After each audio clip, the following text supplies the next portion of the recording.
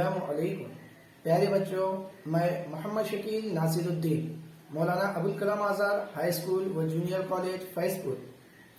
عزیز طلبہ، آج ہم انسانی زندگی کے اوپر اثر انداز ہونے والے چند قدرتی عوامل کا مطالعہ کریں گے۔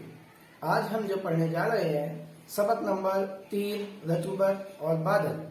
رطوبت کہتے ہیں ہوا میں موجود نمی یا آبی بخارات کی مقدار کو۔